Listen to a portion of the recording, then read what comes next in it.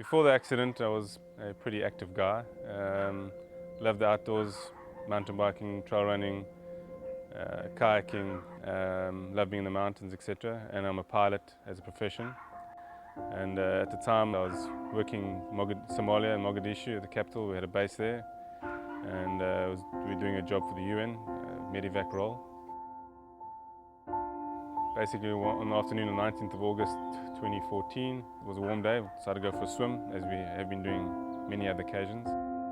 Body surfing in about a 3-foot wave, and then I sort of just caught a wave in, been bashed around a bit by the wave, and I was in the whitewash, and then I felt this brush against my right leg, and I thought I'd hit a rock.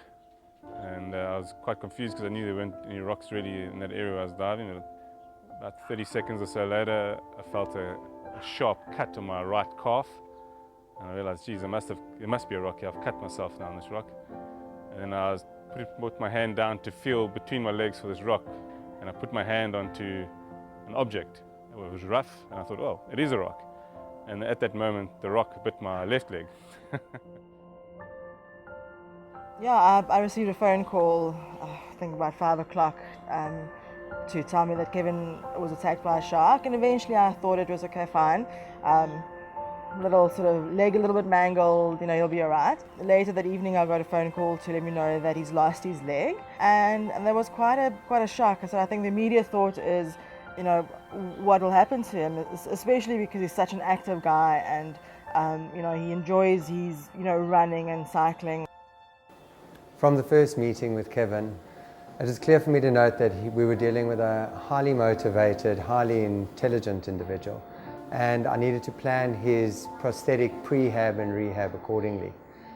From a prosthetic perspective, we started feeding Kevin with lots of information. We showed him websites with all the different microprocessor needs. Kevin needed continual stimulation. So as soon as he was well enough, we had him in the gym. He exercised 5 times a week with our physiotherapist, and it was all about making sure that Kevin would maximize his time while waiting for the medical conditions that he had, the slight sepsis that he had, the skin graft that wasn't taking on the opposing calf. While waiting for all of that to heal, he needed to know that he was doing as much as he possibly could to ensure a highly functional prosthetic fitting. So when I first saw Kevin Ellis, met him at the hospital, in the hospital bed in Municipality, he was always from the start, he was very motivated. The first thing that he told me when I asked him, how are you doing? I'm here to tell you about your leg, making a prosthesis. One of the first things that he told me is, he knows he wants the X3, he can go into water, he's obviously a chopper pilot and he wants to return to it. So he was very sure from the start, he knew what he wanted. To be working with such a highly motivated individual also really pushes us as prosthetists and the rest of the rehabilitation team to our limits.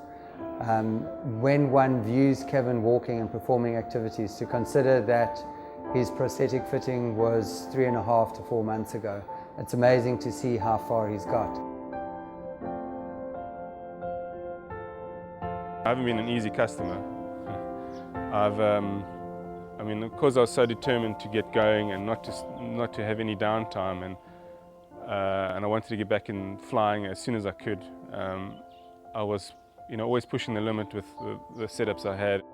The moment Kevin was introduced to Theo and to Jason and the team, and they've given him the opportunity to walk again, all of the concerns we had and the fears we had of him not being able to sort of live a normal family life, being able to move around as you normally can, and to sort of pick up your baby girl and spin around and dance with her, that kind of thing, has been put to rest. And it's important that this is far from the end for Kevin. Kevin will be pushing the limits, and he's the sort of individual that inspires us to do that much more and to continuously enhance the sort of work and service that we can provide to amputees.